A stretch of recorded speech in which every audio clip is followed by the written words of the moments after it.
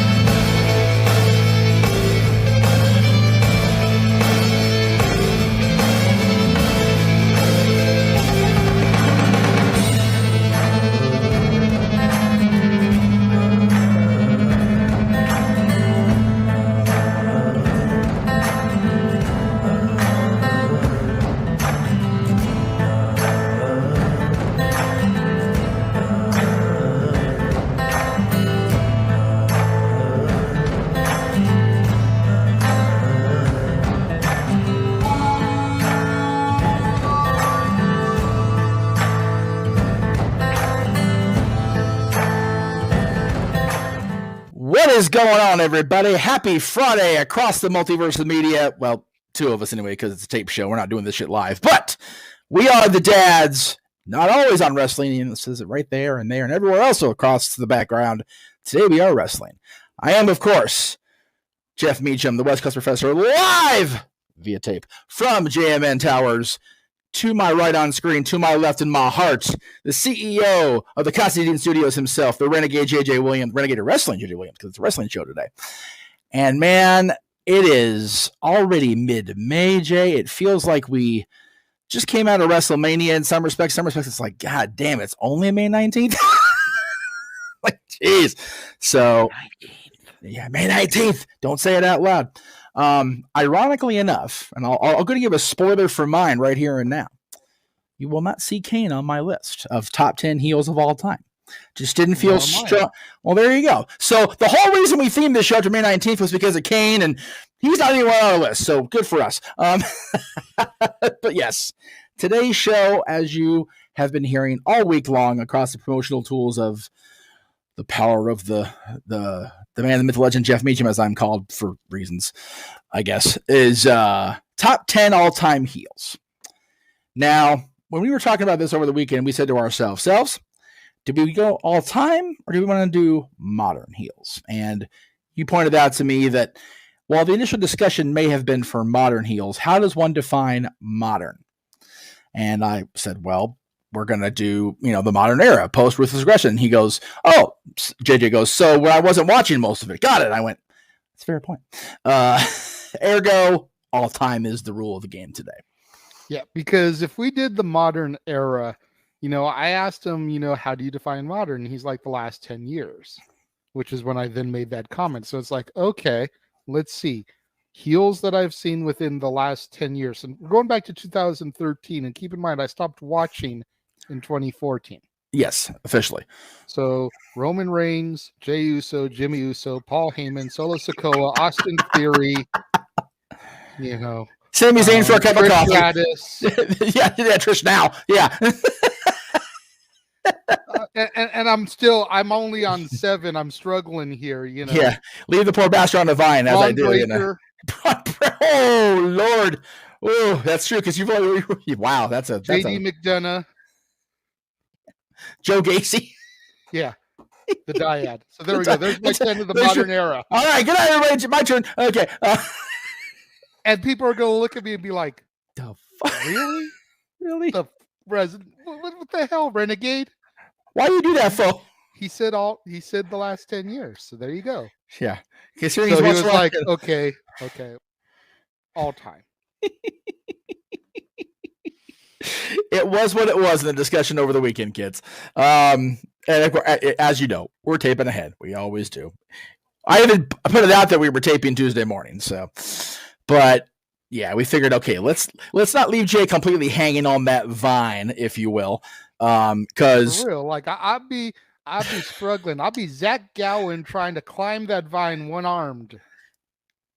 Damn, and Zach he only got one-legged. One leg to try. He only got one leg, so there you go. Not only is he trying to climb it with a one-legged man, he's using the wrong analogy. So he got all fucked up over here with this guy. My goodness. No, I use that analogy on purpose. It's like, oh, okay. I did that on purpose because everybody should know Zach Gowen is already a one-legged man. Yes. So to then try to only use one arm to pull you up with only one leg to wrap around the vine, that's a struggle. That's fair. Fair point. But you already struggling if you're trying to use both hands with one leg wrapped around it. That's right. You're struggling even harder if you're only using one arm. Yeah, we should have Zach Gowen trying now that I had to explain the joke, it became insanely less funny, but okay. No. It was funnier than hell because it was trying to have me struggle trying to figure it out. How okay, I don't understand, and it's Friday, but it's really Tuesday, and my brain can't wrap that around either one of those right now. So we'll just keep nodding and smiling as if we made total sense to each other, and we'll go on to this part of the show. All right. So with that being said, it is a wrestling show. Yes. So therefore, some Renegade of Wrestling, Dads. Yeah, I think we're good on a Friday. And yes, we're both wearing wrestling shirts. Neither one of us is shilling the multiverse today. Well, no, because we are terrible corporate partners, clearly. But spoiler alert also. But yeah, please buy the shirts over ProWrestlingTees.com/Jeff Meacham Network at Teespring. Look up Jeff Meacham Network, you'll find that shit. Oh no, sorry, it's not Teespring, it's just Spring because tease a dirty word like wrestling's dirty word in the McMahon, I guess. Whatever. Because they have more than just T-shirts, so I can't just be Teespring.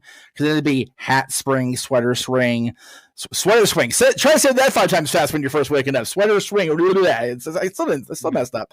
Yeah, no. But anyway, there's Jeff Meacham Network and Casa de Teen Studios centric merchandise across their own version of a multiverse.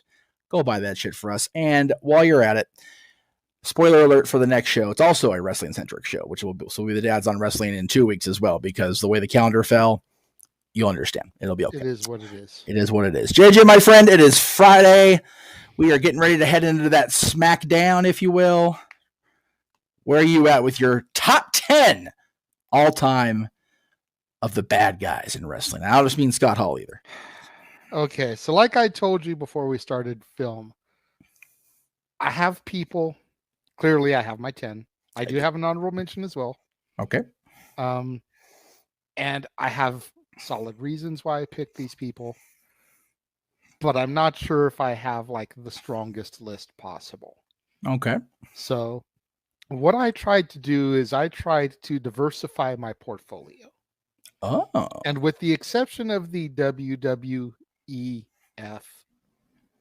I tried to have at least one heel from every major organization that I have seen live, if you will. Wow. Okay. I like that. I actually like that because that's definitely going to be completely different the way I approached it. So that's, as usual, we're taking different approaches, but we'll probably arrive at some of the same answers. Now there are a few people on this list that I didn't get to see in their full specter live, and I either saw them on television or via Memorex or whatever. Right. On the cock via, on-demand stuff. Doom. But I'd say a good chunk of these guys I've either seen live do their thing or I have, in fact, met over the years. Cool. Number 10 for me, starting it off, is the oldest entry on my list. And let me just get this out here before I get really rolling. Yes. No, I don't have Piper on my list. I left Piper off on purpose because the majority of the shit that I saw of him over the years, he was a good guy. Okay. Yes, he had that heel run, WrestleMania 2, feuding with Hogan, but 90% of the shit I've seen of Piper over the years, he's been a babyface. Okay. So I did leave Piper off on purpose. Okay, so there's no Roddy Piper moment here. Yeah. Okay. So right the neglect was intended, unlike Johnny B. Good over here. Yeah. Marty B. Good was my Roddy Piper. It was what it was. I will say, by the way, I love how wrestling education for us now becomes on the Peacock app. The more you know. Doom. It's fairly ironic. Anyway. Well, I mean, WWE DVDs aren't that big of a deal anymore. They seem to still release the PLEs on DVD. Yes. And I need to start getting back into those and collecting those. You know, just in case they randomly disappear off the Peacock because somebody goes and does something naughty like happened in 2007. I know. But I digress. So going back, number 10 is the oldest entry on my list. Okay. And it goes back to kind of that Hogan WrestleMania era and technically a little bit before all of that. Okay. Number 10 for me is the Iron Sheik with Classy Freddie Blassie. Sheiky baby. Ah, yes. Love it. I mean, there has never been anything redeeming about the Iron Sheik. No. The only time I can honestly think of where I saw Sheiky baby and he wasn't in full-blown heel mode was the Goonies Are Good Enough music video. Right. No kidding. No shit. No, absolutely no shit at all. You're 100% accurate. I mean, you go on to his Twitter today. He is still in full heel mode. Chavo Guerrero wishes he could be the heel on Twitter that Iron Sheik is today. I'm just saying. That's tremendous. That's a hell of an analogy. That one I got and I coastline. Right on. At least once a day, there's an F. Hulk Hogan tweet from Iron Sheik. As there should be, that Hollywood Blonde Jabroni. Oh, Lordy. And then classy Freddie Blassie as well, you know, his manager Right. at the time. Like, Oh, yeah. go back to the 60s and the 70s, you know, the Hollywood fashion plate. Like, Yeah. Oh, yeah. he knew how to get under people's skin. He did. He did. My dad would tell you about Freddie at the Olympic and, you know, how he would have to, like, hope his car was still there. When his dad's car, when his dad took him to the Olympic to watch the old wrestling back in the day, because he was like, we're going to get home, right? Because, you know, they used to live in the San Fernando Valley, which wasn't near as prolific as it is now. But going into LA, oh yeah, a little rough for the Meacham boys. So, you know, Freddie just made it all that better. kind of like Roddy did when he was there. Man, damn heels at the Olympic Auditorium. Anyway, but yes, great start. Love it. Thank you. Number 9 for me, maybe a controversial name to throw out here. Okay. You know, he has been the subject of much controversy here in recent years. Okay. But nobody can deny me that when his music hit in a little sweatbox in Southern California, the fans, except for one, not boo the crap out of this man. Oh goodness. Oh goodness. Joey Ryan. Yeah. Again, I know it's controversial. I know Joey is not looked at in the best light these days, despite the fact that he has never been proven guilty of anything. True. But I digress. Still, Joey Ryan is one of the 2 greatest heels I ever saw work the independent circuit. And number 1 of those 2 will be coming up a little bit later. Yeah, but I mean, between the X Foundation, between his solo run, between becoming champion and starting the dynasty, you know, I wasn't there when they were doing it, but what were him and Candace called? The cutest tag team or some shit like that? And instead of Benjamin and Haas being the world's greatest tag team, they're the world's cutest tag team. Although their most famous moment, neither one of them looked all that cute, is particularly Candace and her bloody ass face. Yeah, I saw that photo when I was looking for images of Joey, and I can't help but admit that I chuckled a little bit at the fact that she was bloody. I won't go further with my analogy, but just think of Once a Month in Women. Whoa! Joey barely looked like he had any blood on him. Hey, you know what though? Whether you or I like either member of that team on any given day, we're talking about either member of the world's cutest tag team. The fact that they went to guerrilla warfare with the Bucks and Candace was the one that came out looking the worst, and they won the match anyway. That shit was, you know, talk about, you know, Beulah getting the "She's Hardcore" chant. Holy shit. Like, massive respect to all 4 of them. Whatever you think of the Bucks now, and I'm sure people just love the Bucks like I do now. And then Joey and Candace, like those 4 went into that. I remember, I think they were in Reseda by that point. Dude, always the props. I still have the pin. Somebody gave me the pin of Joey and Candace with the face. I'm like, I got to keep that just because. But yeah, Joey, again, he's not going to make my list. You know, obviously it is what it is, but I will give Joey his flowers for that because, man, you know, the picture you said, when you were showing the picture, it was like, you know, isn't looked at the best light. It's like, dude, he is a greased up, sleazy looking Hawaiian shirt wearing douchebag in that picture. That was the Joey Ryan character. Like, it just was.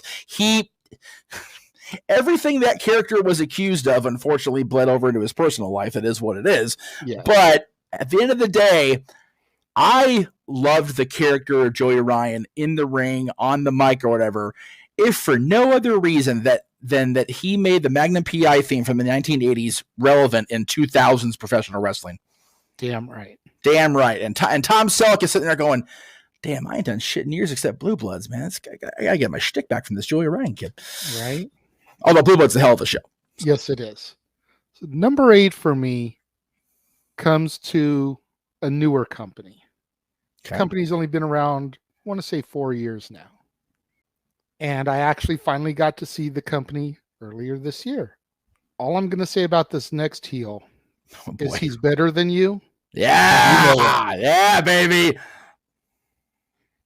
MJF. Hell yes. Hell yes. There is honestly no more interesting character all around on the product than Maxwell Jacob Friedman. Nope. I very easily could have penciled my girl, that bitch Jade Cargill, in here. Yeah. But MJF truly is everything. Yes. Whereas we all know Jade lacks in ring. Not as much. Not as much. She's definitely grown in leaps and bounds since I started watching, for sure. Hell yes. But Maxwell Jacob Friedman, MJF, is the total package. He definitely is. And the fact that his catchphrase is that he's better than you and you know it just screams arrogance to me. You know, like I'm waiting for Chris Bosch and Rick Martel to be coming out with a little spray, like for real. Another team Joey was associated with that got a theme over that should have had no business being over 20 years after the fact. But the fact they used Martel's theme and gave no fucks about it. God bless Chris and Scott for that. Anyway, I digress. So yeah. So MJF for me comes in as my number 8. Oh, and again, Mac, like you said, Mac, by the way, he's not on my list, which is why I'm going to expunge on real quick or expand a little bit. Yeah, Max is what his catchphrase is. He is the best heel in the company for sure, quite possibly overall in the game for sure. And the only thing worse than that is the fact is that he knows it. Because he knows it and he just rules with it, and that's what makes him a great champion. Now, as we're taping this, we're still ahead of Double or Nothing, and that's been booked shaky. Yeah.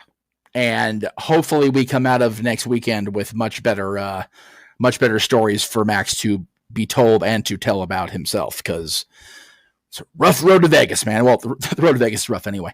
It's hotter than shit. There's not much to see. But depends on which way you go. I mean, there's plenty of touristy stops between this area of BFE and Vegas. Once you get past Barstow, it's a little bit more prolific. But from up where y'all to Barstow, rough. To be fair, from here to Barstow is like 20 minutes. It's not that big of a deal. That's because y'all at BFE again, like I keep saying. But anyway, yes, props to Max. Good stuff. My number 7 has pretty much been a heel in just about every company that he's been in. Oh, he's a traveling man. Yes. I mean, he's been a heel in WWF. He was heel in WCW. He was heel now in AEW. But he's probably best known for his run in TNA. Big Baller G's favorite. Ha ha! Jeff Jarrett. Damn. Again, now that's JEFF AARRETT. Ain't he great? Yes. Former leader of the NWO, former member of the Four Horsemen. Fight me, I don't give a shit. Former member of the Bullet Club. Yeah. And with any luck, Jarrett deserves his flowers. God damn it. And with any luck, soon to be AEW World Tag Team Champions, having that belt be behind him on the podcast with the other 3. That's right. Damn it. So yeah, Jeff Jarrett, I it. felt he definitely needed a spot on my list. And while that image does have the Rampage tag, he's technically representing for me from the TNA era. Rolling on that A, but representing that T. I got you. And again, not on my list because I approach my list completely differently, but I will always sing the praises of the chosen one, because he had to be a top heel in situations that were just by necessity a lot of times. At the end of the day, WCW 2000. That's the tweet. I mean, and the one opportunity that the WWF truly had to pull the trigger and turn him babyface the night after Owen. Yeah. They chose not to. No, they could have easily had him defeat Godfather for the Intercontinental title and just roll with that. Mm-hmm. But to their credit and to Russo's credit at the time, they doubled down on him being the misogynistic asshole. And right up to the end, right up to his departure, he was, for my money, in the hottest angle in the company that wasn't centered around the WWF Championship. Yep.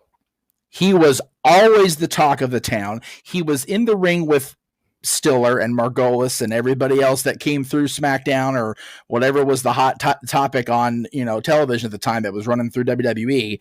He was, putting Hall of Famers in the figure four and, giving the Hall of Famers El Kabong, and just as much as they initially gave him crap for possibly derailing Joni, let me be clear as one of Joni's former friends, that Intercontinental Championship win, had they actually done, how am I following the show? Fuck all with it, would have been so much more monumental, and would have been less monumental if it wasn't a strong champion like Jeff Jarrett in the first place.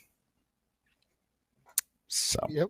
I will always sing Jeff's praises simply because at the end of the day, he didn't have to walk into that arena and do the thing for Joni, and he did it anyway. Yep. So for me, such a heel asshole, I tip the cap for him on that. There we go. And Big G, that one's for you. Yeah. Sorry, got a little Joni verklempt on that one. I apologize. It's okay. We're going to turn things around here because my number 6 was the NWA champion. The very first time I ever saw the belt defended. Yeah. Adam Pearce, baby. Featuring Angelo on the mic because, damn it, why shouldn't he be? I love us. Angelo turned to that. Anyway, carry on. The scrap daddy, though, Adam Pearce. I mean, if all you know of Adam Pearce is what you see on Raw and SmackDown on WWE programming, then I am going to steal a quote from Dr. Dre and from Adam Pearce himself in that promo. Study a tape of NWA. Because this man was one of the most vile individuals of the last 20 years. His run as NWA champion would put people like Sheik and Triple H and Orton to shame. Absolutely. Because he was just that dastardly of an old school heel. Steve Corino may be the king of old school. I would argue that Adam Pearce usurped him for that name and just never claimed it. Yeah. Adam Pearce was the greatest 80s heel that just happened to be in the 2010s. Yeah. That's a tweet. That's a tweet, brother. He always says love somebody today. We will always love the Scrap Daddy as the NWA heavyweight champion of the world because I will still die on the hill with a stick of Quiznot pizza through my heart saying he is the best NWA champion post TNA. Mm-hmm. And that includes Cardona, that includes Cody, that includes Nick Aldis. Yes, it does. Absolutely. All of them. Anybody. To say nothing of Tyrus. Again, I think old George gets a little bit too much shit for carrying it right now because, dude, he's more than enough for me at this point. But anybody after May 13th, 2007 that has held the NWA championship has to live up to or surpass the standards of Adam Pearce. Yep. Period. End of sentence. Also not on my list, so that's why I went a little crazy on that. Wow, I'm a little surprised that Pearce did not make your list. Like I said, I felt that a lot of mine here would not be on your list. Right. Pearce was one. MJF was one. Nope. And then I have two more coming up that I thought might peak on your list. Well, we shall see. Yeah, for right now, you haven't hit anybody on my list. Good. So. Good. So number 5, we're going to go to the Tribe of Extreme. Okay. And I really went back and forth. Okay. Between the man I chose, right, and the Dudley Boys. Ooh. Because the Dudleys were devastating heels but most of it was their mouth. Yes. Yes. Raven, however, crucified a man and turned that man's family against him. Yes. Yes, he did. Yes, he So did. the nod goes to Raven for me in that. That's fair. That's, yeah, again, also not on my list. But there, when you were saying ECWs between the Dudleys and somebody else, I thought you were going to say somebody else. That would have matched the list for me, but you didn't get there. But yeah, Raven. Yeah, I honest, aside from his win of the NWA title, I can't really think of many times when Raven was a face. You know, maybe his surprise return when he won the tag titles for him and Tommy. Well, but even then immediately turned back into the him Tommy storyline. Yeah. So for that like 30 seconds where he came in, even flowed, pinned, and got Yes. the straps, Yes. he was babyface. And then, like, by the time the pay-per-view came around, Raven was back to his old shenanigans with Tommy. Even in the moment of the title win, Tommy looks up like he's the celebration because the match is over, and he looks up and you see this, you, not you. He has Can't the be you. face. Yeah, he's just like, not Raven, anybody but Ray. Like, why are you here? I got rid of you. No. And he just so good. Tommy was so good in ECW. God, he's still good. But man, him and Scotty just anyway. But yeah, I mean, like I said, Raven crucified the Sandman at the ECW arena. Yeah. Which made just one Olympic gold medalist, Kurt Angle, walk out and threaten legal action if they used his image on the same show that showed that. Yeah, as he should. And then the fact that Raven was able to brainwash Lori and Tyler, and Tyler to turn them against Sandman, Jim, and just that whole storyline. Yes. I don't think I've seen anything that devastating or gut-wrenching. No. Really since then. No. And that was raw, true emotion. Yes. And that was leap years ahead of time. Yes. I always go back to that moment, Jay, when I think I haven't seen the whole match in a long time, so forgive me, but the clip is on Rise and Fall, which is where I've seen it more recently.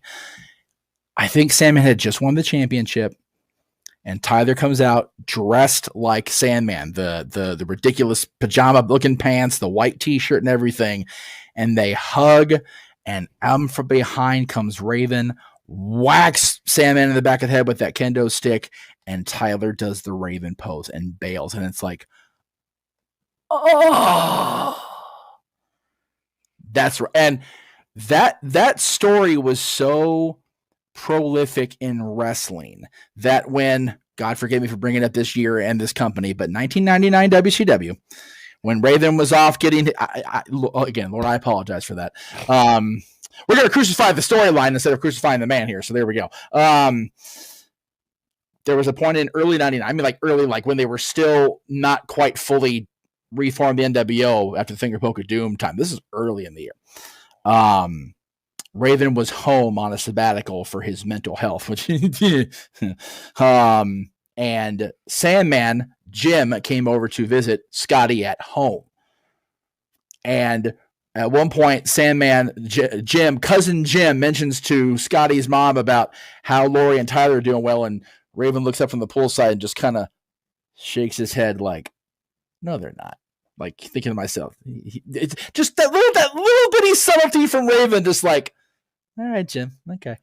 It was so, like 10 people may have got that. They were watching WCW 99, but I'm like, I understand that shit. I get it. Even in WCW, even when they're getting the roster from ECW is getting castrated of itself by having being rated, they're still throwing back. Yeah. Never more will they forget, ever, Raven. Absolutely not. Good stuff. And I'm sorry, that man needs to go in the Hall of Fame next year. if they're going to go with a ECW centric Hall of Fame, or if they're not, because they're going to be in Philly either way, Raven has got to be up there along with probably somebody else we're going to mention later. But definitely Raven. Raven more than deserves it. He has for years. So, okay. Oh, that's a hell of a start to a next topic. I don't want to call these cheats. Oh, boy. They're stables.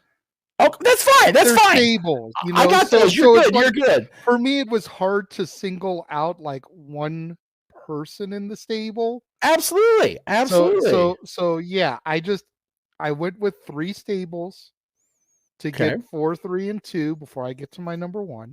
Okay. But I just wanted to preface it because I didn't want anyone out there to think, oh, he's taking the cheap way out by just doing a stable. No. Because I have I have at least one. Maybe I would hope so. I mean, you're rocking the shirt of one. Oh, aren't we going to be surprised? That's my list then. But yes, at least one stable in here. Okay. And I will leave that where it be. Well, number 4 for me is the most, not counting my honorable mention, is the most recent stable to make my list. Okay. Evolution. Nice. The irony of that picture will not be lost on people later. And specifically, I want to focus on everybody except Batista because fuck him. Okay. Okay. Sorry. Batista was a decent heel in Evolution. Yes. He became a so-so babyface after Triple H turned on him. Yes. And a meh heel when he would turn after that. Yeah. Which is sad because everything about him screams monster heel. Yeah, it does. And unless he was in Evolution, he wasn't. Yeah. To be fair, he turned on Triple H. Triple H was looking out for his own good. True. Trying to make sure that he was looking out for the betterment of the group. He was trying to make sure Batista had a world title and that he had a world title. It was much like Marty Jannetty throwing himself for that damn barbershop window door, that chicken shit coward. Damn right. Batista was selfish and chose to bite the hand that fed him. And the legendary Ric Flair on top of it. What a selfish bastard is Dave Batista. Shame on him. Right? He should be the top of this list for doing that shit. What a heel. God damn. No, with Triple H, Randy Orton, yes, and Ric Flair. There's not a whole lot I can really say about Evolution. You just look at them and you're taken back to 03, 04, and you remember. Oh, yes. You remember. Yes. And it was to realize that their run was less than 2 years. Yeah. Less than 2 full years. And the mark they left on the business in those 2 years between Triple H and his reign of terror, between Randy Orton becoming the legend killer, and Nate just Nathan. Woo! Nate regaining his Nathan as a result of being part of that group. And then there was Batista, which fuck that guy. Again, it's hard for me to fuck Batista right now because I just saw Guardians last night, so I'm like, yeah, Batista, right on, because that was good shit yesterday. Anyway, you'll be talking about that this weekend, so we'll let you get there. So Evolution isn't on my list. There will be a mention of Evolution later, but not on my list officially. But yes, they are so prolific in my mind even now, 20 years after their official formation. Let that shit sink into your curved spines and your graying hairs out there, kids. That the theme for No Way Out 03, which is where they really solidified themselves, Bring Me to Life by Evanescence, was such a popular song in my brain that when I spent the summer with my aunt and uncle and went to the local, I think it was Fred Meyer, I saw the CD and went, oh, there's my next purchase because I love that song so much because it was used primarily for the Scott Steiner Triple H match at No Way Out. So, which the less we can relive that match, the better. Hey, you know what though? Scott Steiner's been a part of some great moments in wrestling. That just wasn't one of them. Most of them have to do with him trying to do math. Braun Breaker in 2003 could have had a better match with Triple H than Scott Steiner did. And I'm just going to leave that there. I'll have to look up his birth date later. Because otherwise that'd be awkward and strangely illegal. Anyway, Number 3. Number 3. Is that a hint? No. Okay. Number 3. Okay. Yes, there they are. There they are, baby. And this is as it should be. Well, I was trying to find a picture with 6'2". Yes. And yes. I couldn't find a good shot of these 5 and Waltman. So Waltman is a part of this as well, despite the fact that he is not pictured. Everything post Waltman, no. Bad. Because if you figure these 5 and then Waltman made 6, 1 + 2 + 3 is 6. Then you got to figure that Virgil/Vincent came after him, and that's just no. No Virgil. That's a bad Virgil. Definite lucky 7 there. So these 5 and Waltman, the new world order of professional wrestling. Not even E? Nope. Not even. Okay. Nope. Okay. Nope. I love E, but I feel like once E became a member is when it started to jump that shark. Yeah, that I was gonna say Bagwell, but Bagwell became because of E, so that you know. So with all respect to both Marcus and Eric, because I love both those guys, but yeah.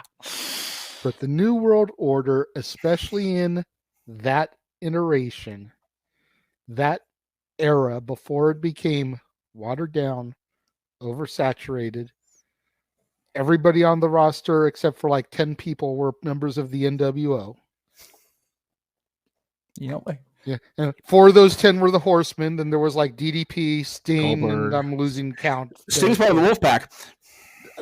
Not. I'm talking about this. Okay, this iteration. NWO. Okay, so yeah, DDP. Before Goldberg we had wasn't there. Splinter. So yeah, when DDP, they had to have the fake Sting, who was technically the 6th member, believe it or not, but they never talk about that on anything. So Cobra Sting was part of the NWO before Sean technically was. He couldn't get his paperwork. Think about it. He just couldn't get his paperwork processed in his release. Oh my god! I love WCW. Even then, they were like just a cluster. Anyway, but the NWO in that, like I said, that group, yes, really could have changed the world if it hadn't got watered down. Yes. I will argue, and I will argue because they're also not officially on my list. I will argue that take the Giant out and have Sean in there, Waltman, and I agree with you. Only because the Giant almost right away became just the other big guy in the group besides Kevin. The initial turn, holy shit, what a moment. But from that point until after Starrcade, it was kind of like, yeah, he's here. He's Hogan's guy.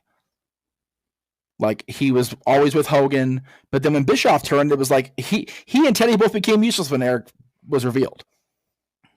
So I would say you're 100% right on the time period of NWO being included on any top list.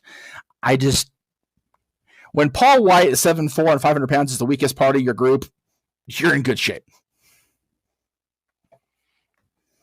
So that brings us to number 2. And number 2 was the original blueprint, if you will, for my number 4. There you go. There you go. Again, what can you say about the Four Horsemen that hasn't already been said? I mean, fuck. We did an entire show about the Horsemen. We did. So it's like, and again, when Oli is your weak link, not even JJ. Yeah, no. Oli. Yeah. What's funny about that is going into that, Oli was the most hated of the bunch. I know. Everybody hated Ole Anderson, man. Yeah, man. Yeah. I mean, granted, Ole in real life, Alan, pretty universally reviled now, but and was at the time too. But yeah, that, and again, we talked about that group so much, we gave Paul Roma getting over again. Like, damn us for that shit. But Paul it is Roma what it still is. Is not in the worst version of the Horsemen. No, God bless it, and unfortunately, we still feel bad for those that are, and and we'll do it about that another time. Anyway, Horsemen will come up later, so at least we got that one. So great picture, by the way. Should I do my honorable mention now or after my number one? I'm gonna do my honorable mentions to start, so take that however you want. All right. I feel like I'm going to go ahead and throw my honorable mention in right now because it is a stable. Okay, so you go with the stable thing. It kind of rolls with the theme here, and it's the only stable that I have that is newer than Evolution. Oh. And all I got to say is I'm wearing the merch. There you go. Oh, see. Talk about what could have been, man. As good as they were. Yeah. As good as they still are. Yeah. Well, They just got seriously derailed with Mandy and her extracurricular activities.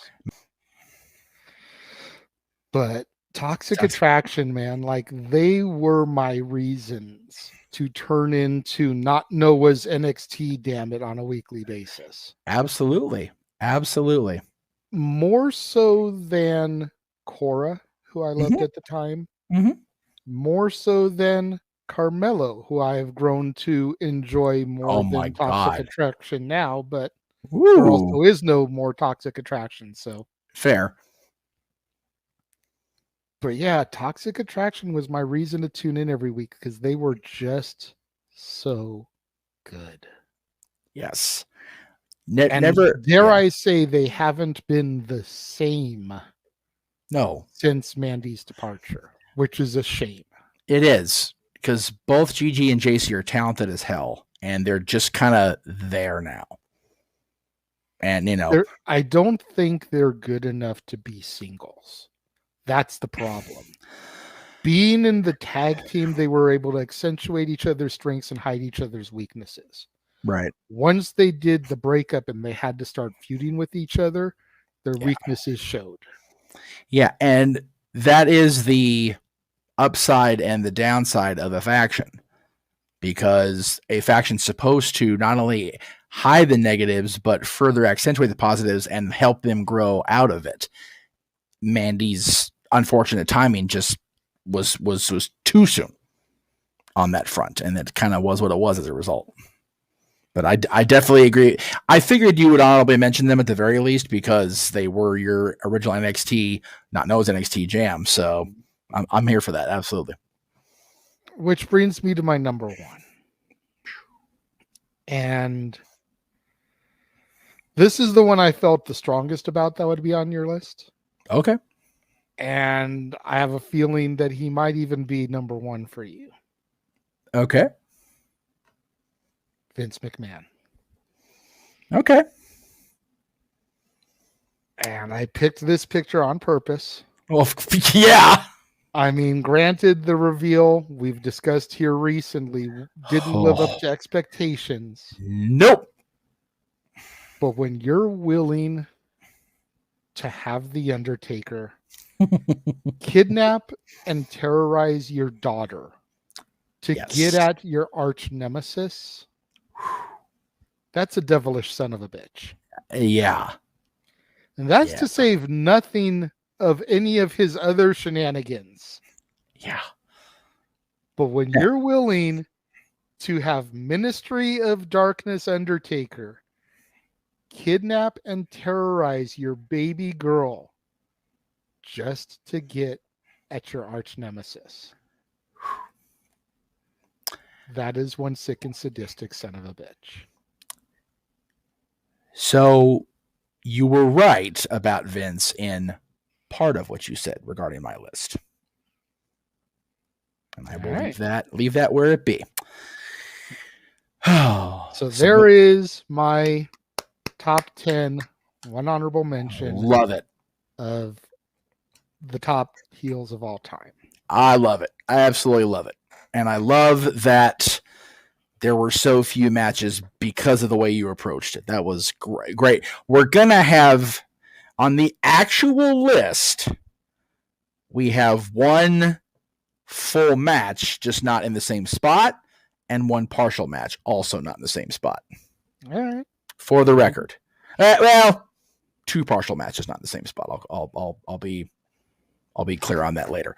But before we get to my list, as we try to do, because we're not doing the merch part of it, so clearly we're failing on that front. But we do the occasional watch along on these. Occasional. Well, it was supposed to be occasional. We said we were going to cut back. Yeah. And how many have we done this year already? Just this year? Yeah, quite a bit.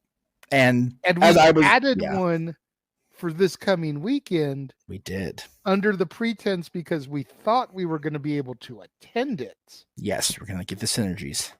Damn Mountain Mafia for messing up the Hakuna Matata. Hey, they're paying me. They're paying me very well. But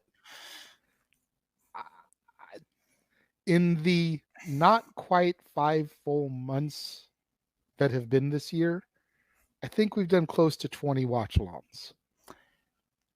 And we're not That's done an yet. average of 4 a month. Yeah. Think about that. They'll check out what is coming up for us on the Multiverse of Media.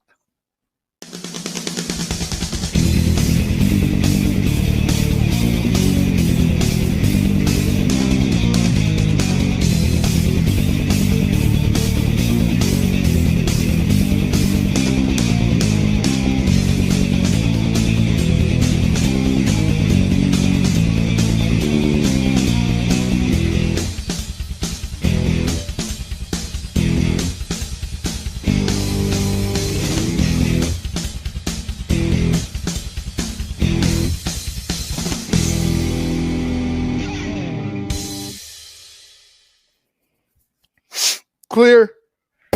Yeah, right? Yeah, seriously. Got to do something to keep me alive for all those watch-alongs, and I'm not even calling them all. God damn, how is Noah going to do it? Because he is the simple man with a spectacular voice, and damn it, he's a saint because he's doing it. He's just a simple man working hard for his fans. Oh, okay. We're out for the man because you always call me the man, myth, the legend. But working hard for the fans is a much better, less egocentric approach. So we'll go with that. Exactly. You know, I know these things. I know you know. I know you know. Well, you know. Well, sorry, Bruce. Anyway, and to the Jarretts in general. Just sorry on all fronts there. All right. So, like I said, we have one full match, not in the same spot, and 2 partial matches, also not in the same spot. And I'm going to come right out the gate and surprise the hell out of everybody right here, right now, with my 2 honorable mentions. Okay. Number 2 honorable mention. I'll say that because we're going in reverse order. Wow. Not even in my top 10, and I say that because I feel strong about my top 10. And I put Hogan and Eric together on purpose. Well, I mean, they did almost kill TNA, so that alone, just all the heels. But Hollywood Hogan or TNA Hulk Hogan was only truly his most evil, egocentric, egomaniacal self with that big butt kisser next to him every step of the way, Eric Bischoff. Because think about it. Hollywood Hogan, after Bischoff was sent home from the company, Actually, even before that, when he first came back in July of 99, was getting cheered. He was even getting cheered in a cage against Ric Flair when he and the Wolfpack had turned Flair's own son against him. And then in TNA, oh yeah, Hogan's here, and then Immortal, and Hogan's here. And then when Bischoff, after Bound for Glory 2011, they were still cheering for Hogan. So in TNA, Hogan's here, yay! And here comes Beefcake and the Nasty Boys, and Hogan's here. Luckily, all Brutus, his friends get jobs now. At least Brutus didn't show up in TNA. WCW, yeah, they did that. Fucking Ed Leslie. Other honorable mention. I knew he wouldn't be on your list, and I was gonna have him in my top 10, but I was like, okay, I'll go ahead and just honorable mention it because, again, I feel stronger about the other 10. Ravishing Rick Rude. Man, Rick, again, was much more a prolific star that before I started officially watching the WWF. By the time I started watching WWF, he was already on the outs with Vince and heading to the Indies and then WCW a year later. So I didn't get to see true prime Ravishing Rick Rude. But I'll tell you what, when I was starting to tiptoe my way into WCW viewing in 1991 and the Dangerous Alliance was a thing, right at the front with Paulie nipping at his shoulder, because that's what Paulie does, was Ravishing Rick Rude. And, all I got to say about Rude is you can't get much more heel than airbrushing your opponent's wife on your junk. Yeah, exactly. Rude was the worst of the worst. He was just... Rude was no fucks given before no fucks given was a thing. Yes. Well, no fucks except the ladies in the audience he would talk to and maybe, after. But what we didn't know, as far as, if you weren't paying real attention, is he always had his wedding ring on with a little bit of tape over, because Rude, the man, was solid. So, but dastardly heels in wrestling in the 80s, yeah, when you have Percy Pringle and Bobby Heenan both agreeing with and Paulie, how truly dastardly you were, I think you're in good company. I think you're in good shit. All right.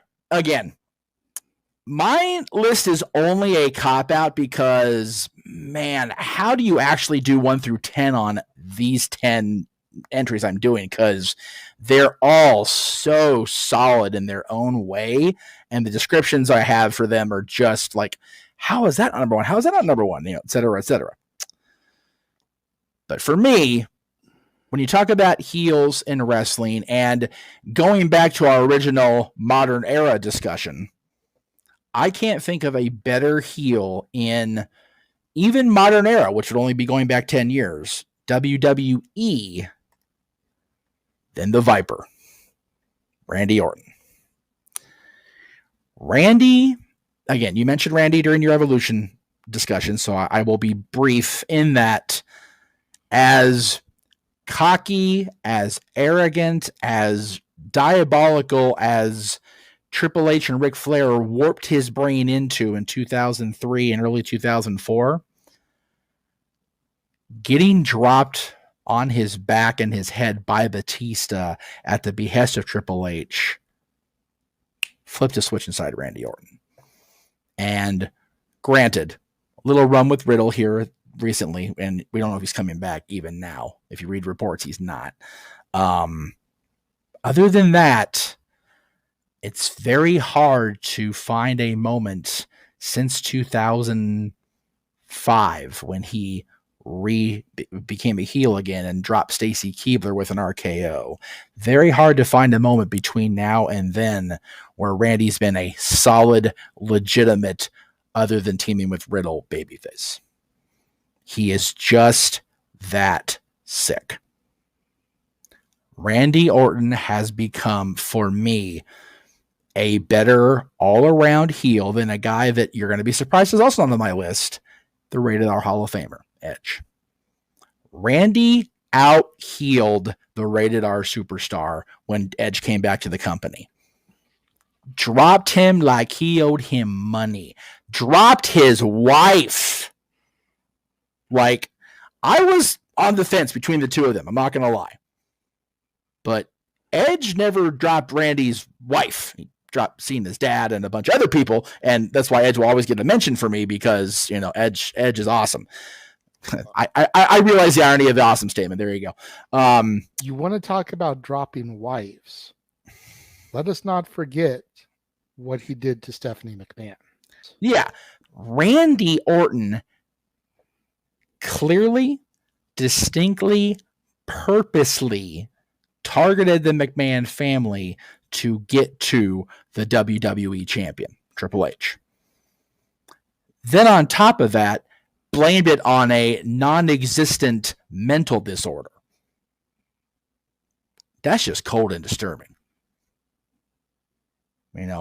Targeting The Undertaker on purpose would define most people as crazy. He did it, and the entire year of 2005 is what it took for Undertaker to finally put the Viper down once and for all. From early March, maybe even late February, until Armageddon in December, Randy Orton kept pace with the Undertaker in a battle of mind games. Randy Orton is definitely in a discussion for any top heels of any era. As is the next gentleman. When you were talking about doing things in WCW and WWE and now in AEW, I was sure you were going to talk about this guy. And I was wrong. And I was trying to think of a picture to use for this next gentleman. And I thought there was no better heel version of this person than in 2008. Chris Jericho made a very gutsy decision in 2008. He could have very easily coasted on that Y2J shtick, came back to the company, got a huge pop, feuded with Randy Orton over the championship, became the Intercontinental Champion for the 468,000th time, roughly. I'm guessing on that number. Stat boy, do your homework. Appreciate you, Mike. And instead took a little bitty blip on a radar that was the Raw After Mania 2008, when Batista just glared at Shawn Michaels across the ring during H's goodbye. And Jericho entered a feud with Shawn Michaels after refereeing a match between Michaels and Batista, and Michaels feigning a knee injury in the match to get the upper hand, hit the chin music, 1, 2, 3.